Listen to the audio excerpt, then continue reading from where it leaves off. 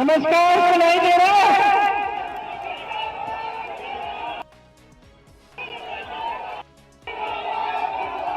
बोलो।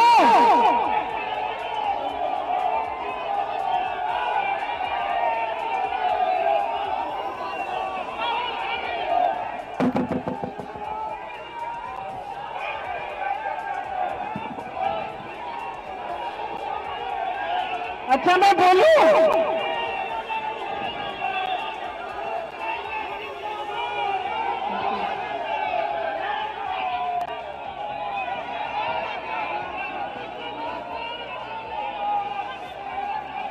जिताओगे भैया को?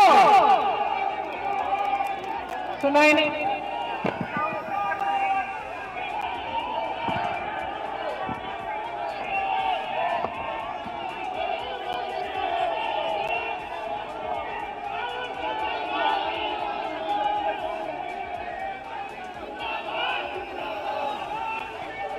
मैं बोलूं तो फिर चुप रहना पड़ेगा, चुप रहना पड़ेगा।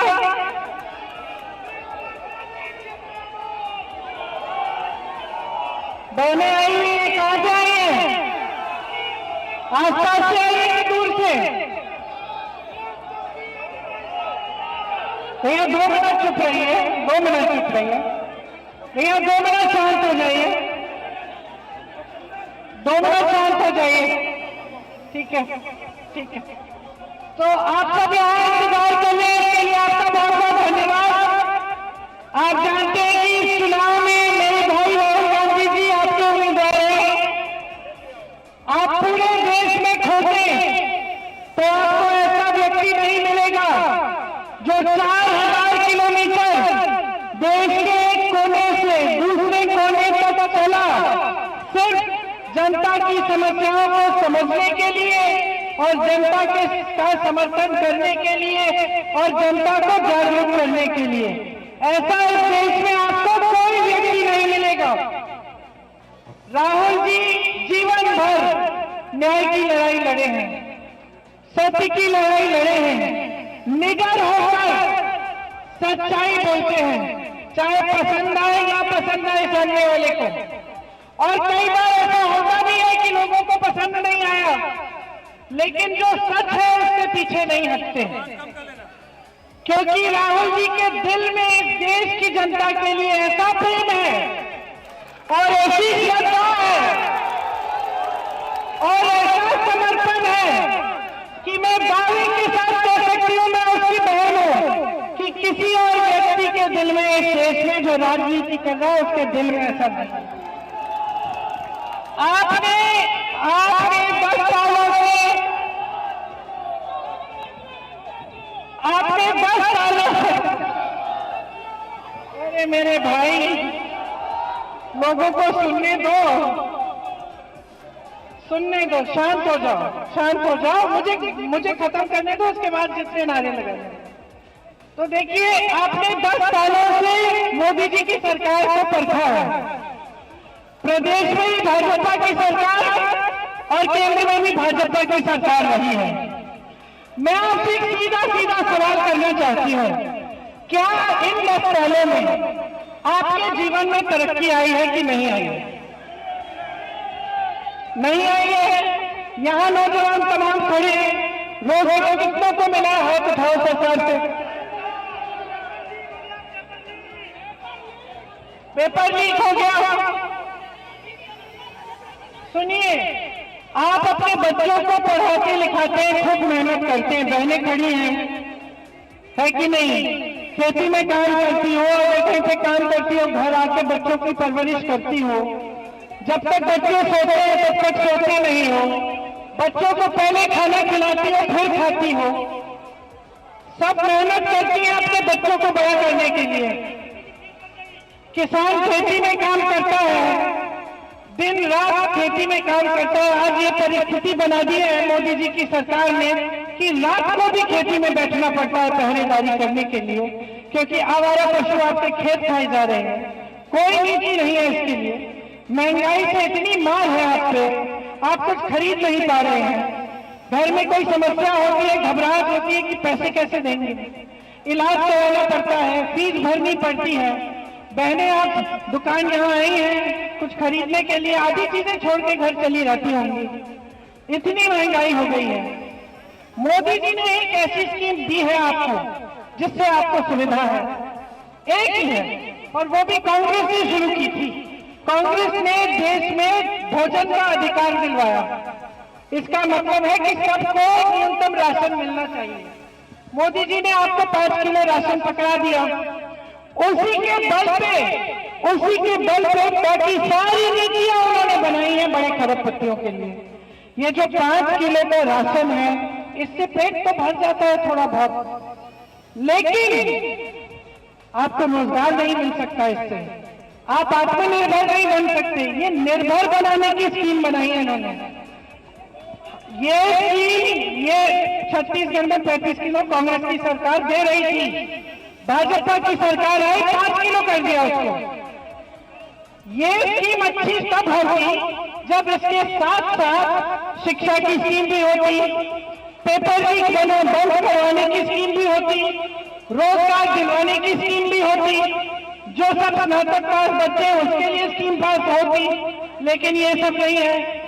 अगर ये एक स्कीम होती और इसके साथ साथ खेती में, किसानी में जो आप कर्ज ले रहे हैं उसको माफ करने की स्कीम होती, या फिर जो खेती किसानी के सामान है उन पे कम टैक्स लगाने की स्कीम होती, तब कुछ फायदा होता।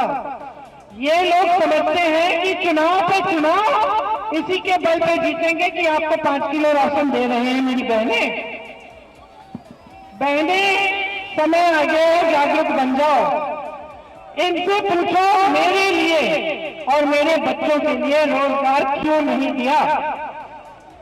इनसे पूछो आज तुमने खेती में इतनी मुसीबत क्यों डाल दी कि खेती से कमाई नहीं हो पा रही है। भैया रास्ता खोलो, एम्बुलेंस जा रही है, रास्ता खोलो, इस तरह जा रही है शायद, रास्ता खोल दो, रास्ता खोलो, आप आगे चलो।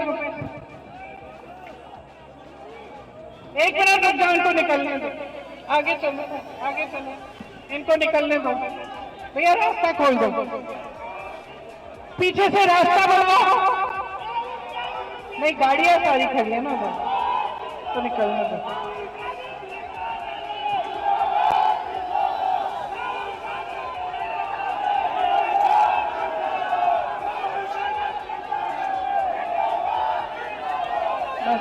बस रुक जाओ। तो देखिए, सुन लीजिए,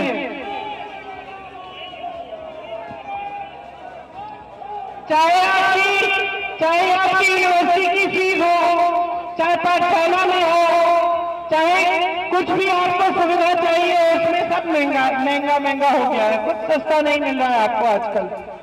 लेकिन सरकार की तरफ से कोई मदद नहीं मिल रही है। अब हम कह रहे हैं कि हमारी अगर सरकार आएगी, ध्यान से सुनो, ये आपके लिए बात है।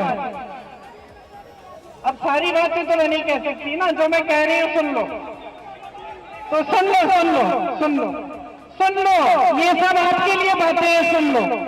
बहनें, आपके लिए जो परिवार में सबसे बड़ी महिला है उसके खाते में अगर हमारी सरकार आएगी 8,500 रुपए हर महीने, मतलब एक साल में 1 लाख रुपए आपके खाते में डाले जाएंगे, ताकि आपकी बचत हो पाए, आप अपने पैरों पे खड़े हो पाए। इसके साथ साथ ये जो नौजवान यहाँ खड़े हैं, सुन लो, स्नातक पास बच्चों के लिए एक अप्रेंटिसशिप की स्कीम आएगी, जिसमें 1 लाख रुपए सालाना आप कमा पाओगे जब तक आपकी स्थायी नौकरी नहीं लगेगी। 5,000 करोड़ रुपए का फंड बनेगा। आप अपना कारोबार शुरू करना चाहेंगे, कोई छोटा बिजनेस, कोई मैन्युफैक्चरिंग, कुछ यूनिट, उसके लिए आपको उसमें से फंड मिलेगा। इसके अलावा जो 30 लाख पद आज केंद्र सरकार के खाली पड़े हैं उसको भरने का काम हम जल्द ही जल्द करवाएंगे। बहने 50% जो सरकारी पद है वो महिलाओं को जाएंगे। पहले के जो आरक्षण है उनके तहत तो जो ओबीसी दलित जन सबके जो आरक्षण है उसके ही तहत, लेकिन उसका आधा महिलाओं को मिलेगा। ठीक है, सुनिए। उसके अलावा आजकल नहीं मिल रहा है, लेकिन हम कह रहे हैं कि सुन लो, मिलता नहीं है, इसलिए हम कह रहे हैं कि जब हमारी सरकार बनेगी तो 50% ये हम आरक्षित करेंगे महिलाओं के लिए। पेपर लीक के लिए सुन लीजिए, पेपर लीक के लिए यार बोलने दो भाई, नहीं तो आप ही बोलो।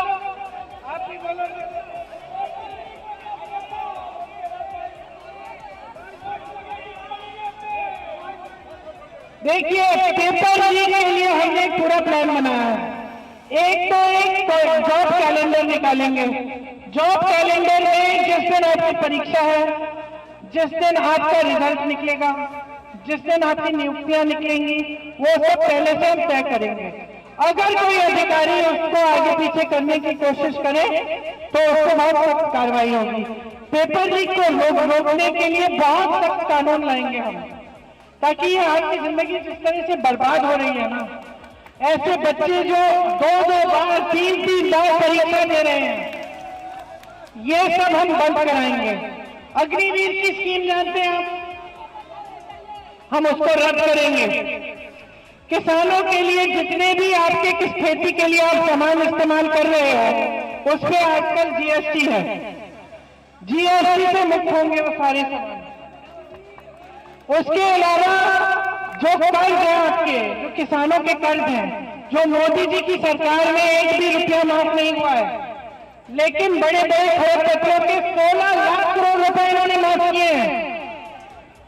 आज ये कह रहे हैं, भाषण में इन्होंने आज कहा है कि राहुल जी अडानी अंबानी का नाम नहीं ले रहे हैं। अरे वाह, रोज तो लेते हैं, रोज हम इनकी सच्चाई आपके सामने इनका खुलासा करते हैं। रोज हम आपको कहते हैं कि बड़े खरबपतियों की इनकी साथ गांठ है। सारे कर्ज इन्होंने इनके माफ किए 16 लाख करोड़ रुपए। यहाँ उत्तर प्रदेश में जहाँ इनकी सरकार है, केंद्र में भी और प्रदेश में भी, यहाँ के किसान 1-1 लाख रुपए के लिए आत्महत्या कर रहे हैं।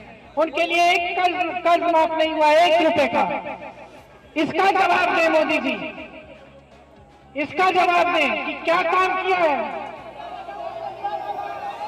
10 सालों के लिए इन्होंने सिर्फ आपको बहकाया है बस। इस देश की जितनी भी संपत्ति है सारी अपने खरबपति मित्रों को दे दी है। देश के बंदरगाह, देश के हवाई अड्डे, देश का कोयला, देश की जो बिजली बनाने वाले जो पावर के हैं, बड़ी बड़ी संस्थाएं होती थी, यहाँ इतने खोले थे हम लोगों ने, BHEL, रायबरेली, अमेठी में, इनके सारे सब्सिडरी अपने खरबपति मित्रों को बेच दिए हैं ताकि आस्ते आस्ते इनका निजीकरण हो जाए। निजीकरण का मतलब क्या है? आरक्षण नहीं मिलेगा। समझ लो क्या हो रहा है इस देश में। इस देश में जब देश की जनता को कमजोर करने की नीति बन रही है, खरबपतियों को मजबूत बनाने की, आपके अधिकारों को कमजोर बनाने की, संविधान को कमजोर करने का। संविधान क्या करता है? आपको हक देता है। बहनें यहाँ खड़ी हो, वोट दोगी, ये अधिकार आपको संविधान ने दिया है। इस संविधान के लिए आपके पूर्वज लड़े हैं। यहाँ रायबरेली में सबसे पहला किसान आंदोलन 103 साल पहले हुआ था। पहली बार जब मेरे परिवार के सदस्य यहाँ आए, आपकी जागरूक जनता खींच के लाई। ये नहीं है कि आप लोग हमारे पास आए, हम आपके पास आए। पंडित जवाहरलाल नेहरू 103 साल पहले जब यहाँ के किसानों ने ब्रिटिश साम्राज्य के खिलाफ आंदोलन किया तब यहाँ आए। इसका मतलब क्या है कि आपका एक राजनीतिक इतिहास है, जागरूकता का इतिहास है। ये भाजपा के लोग कहते हैं परिवारवाद का इतिहास है, इनको कुछ समझ में नहीं आता। आपका इतिहास जो है वो जागरूकता का इतिहास है, लोकतंत्र को मजबूत बनाने का इतिहास है। जब आपको कुछ अच्छा नहीं लगा तब भी आपने निर्णय लिया है। चाहे मेरे परिवार का कोई खड़ा हुआ इंदिरा जी के समय में, आपको कुछ अच्छा नहीं लगा, आपने उनके खिलाफ भी निर्णय लिया। ये आपकी जागरूकता है कि आपने बड़े से बड़े नेताओं को बताया कि हमें ये पसंद नहीं आया, इस चीज को आप बदल दीजिए।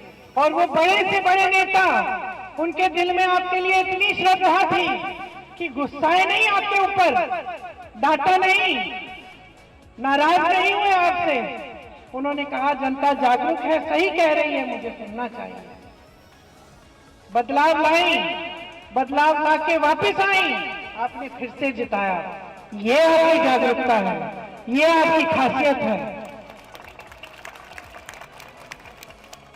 अगर मेरे परिवार के सदस्यों ने 4 पुश्तों के लिए आपके लिए काम किया, आपकी सेवा की, आपके प्रति समर्पित रहे, तो आप भी अपनी जिम्मेदारी पुश्तों से निभा रहे हैं इस देश के लिए। हम इस बात को गहराई से समझते हैं। जिस चीज को ये लोग परिवारवाद कहते हैं, ये परिवारवाद नहीं है, ये सेवा की भावना है, ये श्रद्धा की भावना है। हम समझते हैं, नेहरू जी समझते थे, इंदिरा जी समझती थी, राजीव जी, सोनिया जी, फिरोज जी सब समझते थे कि देने वाली जनता है, सत्ता आपने दी है।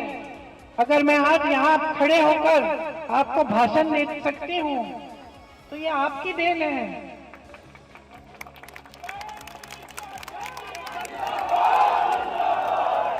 तो अगर हम जिम्मेदारी से आपके प्रति अपनी ड्यूटी निभाते हैं तो हम इसलिए निभाते हैं क्योंकि हम समझते हैं कि ये जनता जागरूक जनता है।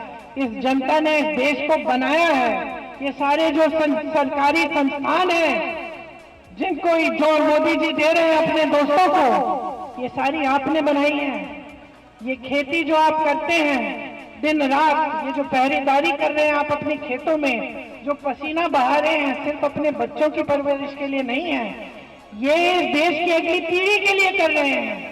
आप इस देश के अन्नदाता हैं। मेरी बहनें यहाँ खड़ी हैं, दिन रात मेहनत करती हो, अपने बच्चों को बड़ा करती हो, लेकिन आप इस देश की अगली पीढ़ी को बड़ा कर रही हो। ये हमारी जिम्मेदारी है कि हम आपको मजबूत बनाएं।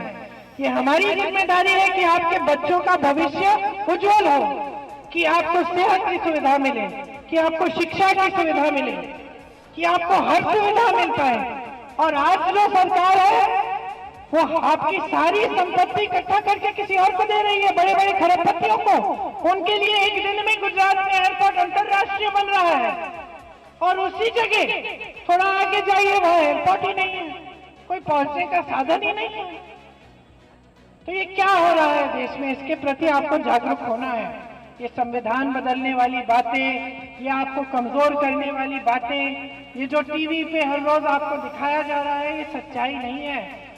टीवी की सच्चाई नहीं है। सच्चाई ये है कि ये लोग सिर्फ खरबपतियों के लिए सरकार चला रहे हैं। पूरी तरह से इन्होंने गरीबों को, किसानों को, मजदूरों को, मेरी बहनों को नकारा है। आपकी समस्याओं का कोई समाधान नहीं निकाला है। अब संविधान बदलना चाहते हैं। बचेगा क्या? बचेगा क्या? बताइए, बचेगा क्या? इस संविधान ने सब कुछ दिया है। तो मैं सिर्फ आपको ये कहने आई हूं कि आप जागरूक हो। एक जागरूकता का इतिहास है यहाँ का, 103 साल पुराना। यहाँ गांव-गांव में जाती हूँ, मुझे स्वतंत्रता सेनानी का परिवार मिलता है। गांव-गांव में आजादी की लड़ाई किसने लड़ी है? गांव-गांव में कार्यकर्ता है एक पार्टी के नहीं लेकिन सब पार्टियों के। तो यहाँ राजनीतिक जो जागरूकता है बहुत है, इसीलिए मैं आपसे कह रही हूँ यहाँ से संदेश भेजो पूरे देश में। हमें लोकतंत्र को मजबूत करना है, हमें इस देश के संविधान को बचाना है, हमें इस देश में ऐसी सरकार लानी है जो हमारी संपत्ति हमारे हाथों में हमें वापस दे। और इसका प्रमाण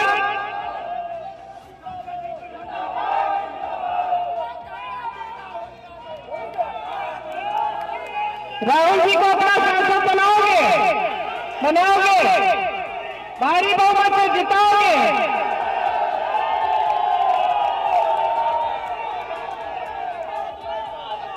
तो आपको दो लोग मिल जाएंगे,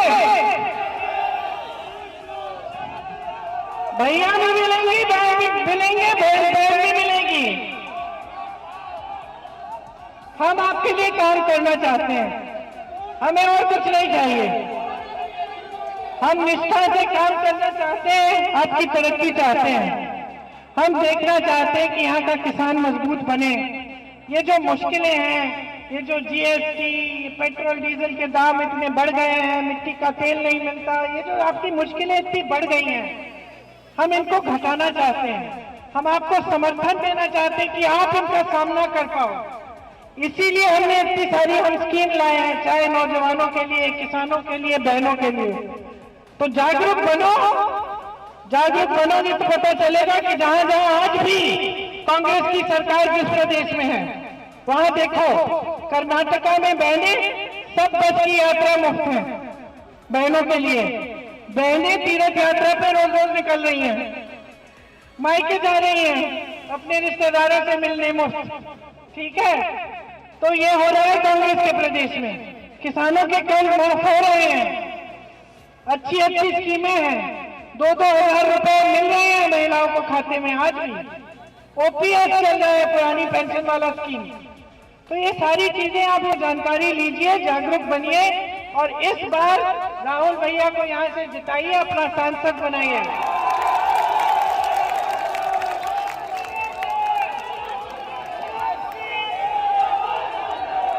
एक बार मेरे साथ बोलिए, राहुल गांधी, राहुल गांधी, राहुल गांधी। धन्यवाद। बोलने दिया, धन्यवाद इसके लिए।